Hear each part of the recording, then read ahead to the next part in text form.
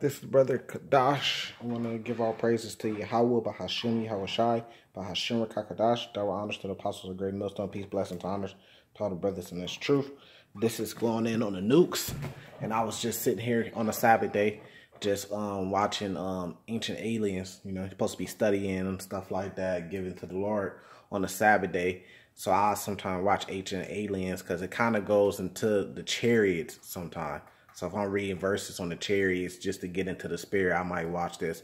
And then they start going in on the chariots. But on this verse, I mean, yeah, on this season or episode or whatever, they were going into the nuclear weapons. And, you know, something caught my eye. And then they're going into a different book saying, you know, Esau, which they're going to show it, he got the technology from a different book is what they're trying to say.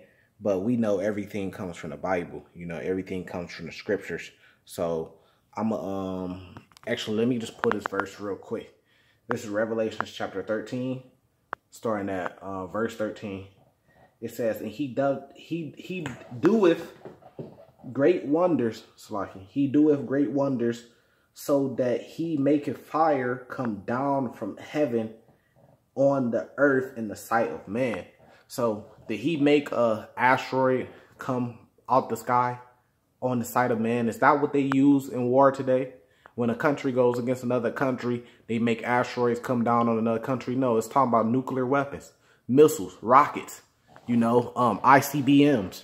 You know, they created this technology, which they got from the Lord, no matter whichever way they're trying to say they got it. If they're trying to say they got it from this other scriptures, which is what I'm about to play, or if there's, or if the Lord sent the angel down and gave them the technology little by little and different things, or just put the understanding on them through visions and stuff like that, and stuff like that. And man, that the Lord chose to get this certain knowledge in order to give it to them so prophecy could be fulfilled, whichever way.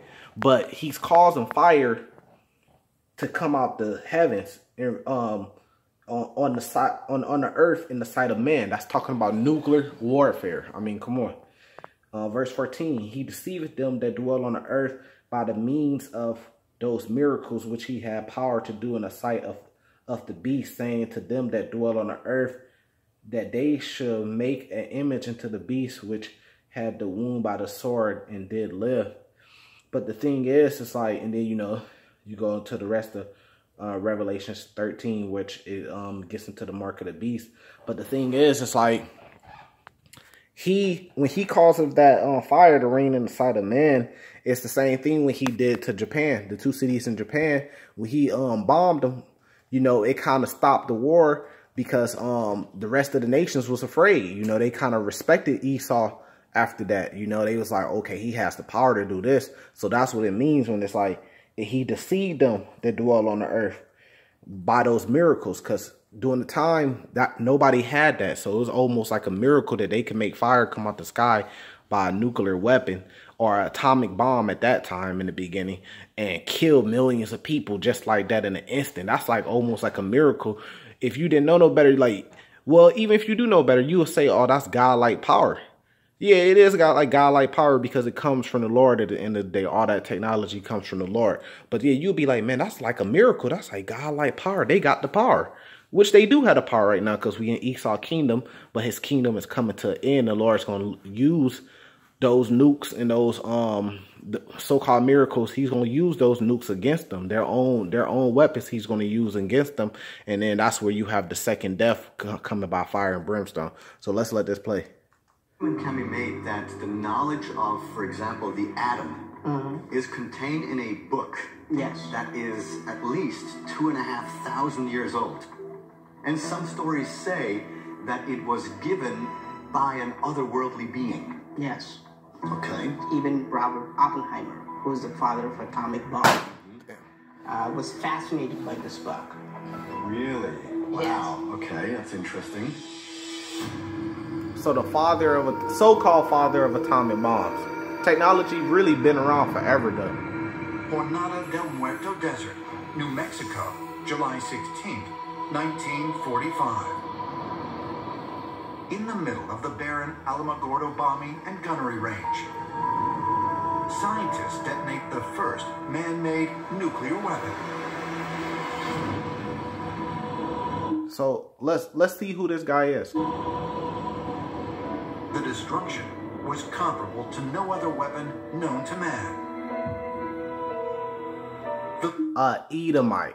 The father of the atomic bomb was... Which is edifying because it goes to the scripture. That's who it's talking about when it says he deceiveth them that dwell on the earth. When it says he does great wonders so that he maketh fire come down from the heaven on the earth in the sight of man. Who's this talking about? Who's a part of this beast system? Who's running it? Esau, Edom. Then when you get the second address, chapter 6, verse 9, Esau's the end of the world. I mean, that Esau will be ruling the end of the world until the Lord comes and take him down. Second address, chapter 13. And then you get the kingdom of Judah, the kingdom of the Lord, after that. And who's coming with this mark of the beast? Well, it's all by the Lord to fulfill prophecy, but Esau, Edom is here. That's going to deceive people into taking the mark of the beast and cause them all to take the mark of the beast. J. Robert Oppenheimer, the leader of the Manhattan Project, a secret government program created to develop such a weapon. Salaki, sorry about that. But so who are these so-called white people, Caucasian people? Just like the guy that you see on the screen, the blue eyes that they saying the father of the atomic bomb. Who are these people on earth today? They're the Edomites, man. Most wickedest on earth. Malachi chapter 1. They're the Edomites. They're still around, man. What they did is they took everybody's identity so you wouldn't know who they was today. And then Israel, we lost our identity so people wouldn't know who we are today. But you're going to find out, and that's what Wisdom of Solomon chapter 5 talks about. You're going to find out and be confounded when you find out who the real Israelites are, which is happening by the way of the brothers, the prophets out there teaching. Oppenheimer, when he saw the successful nuclear test and realized what a terrible weapon he was unleashing, he quoted the Bhagavad Gita as, "I am become death, the destroyer of worlds." Esau.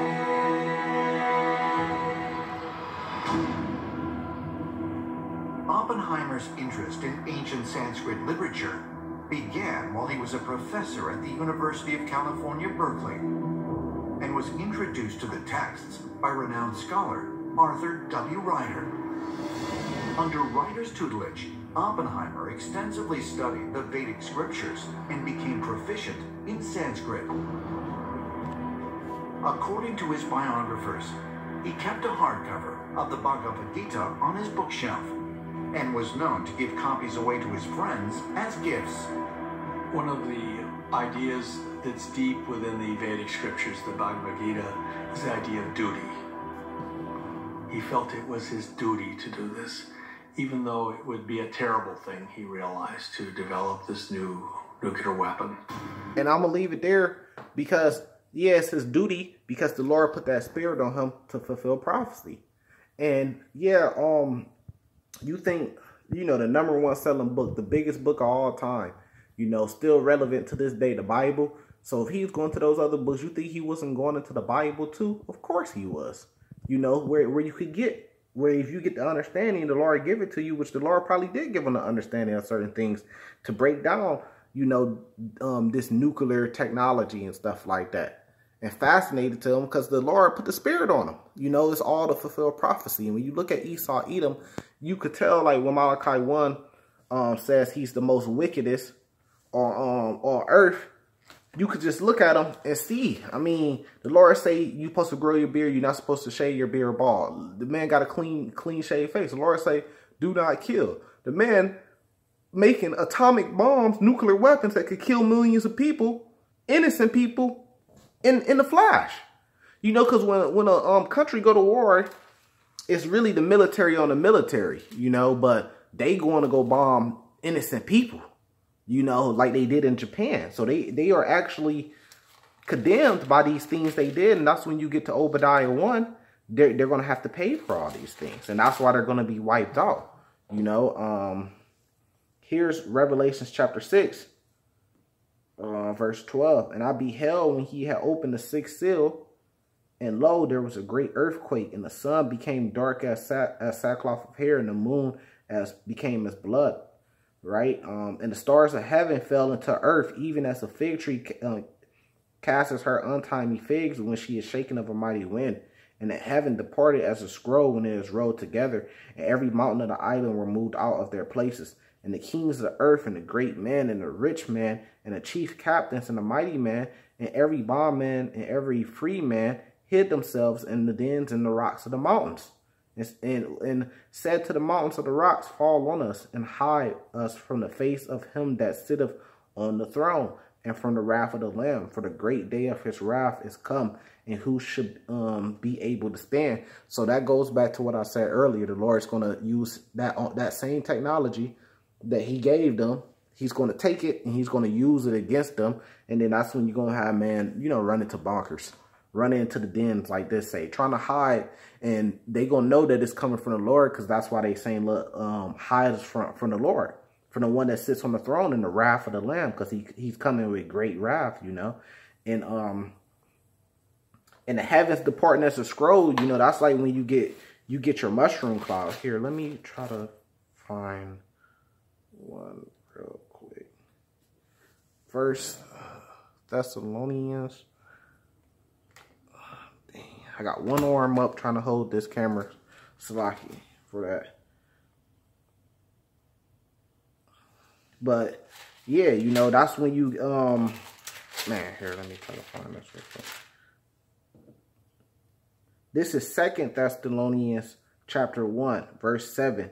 It says, and to you that are troubled, rest with us. And when the Lord Yahushua shall be revealed from heaven with his mighty angels, right?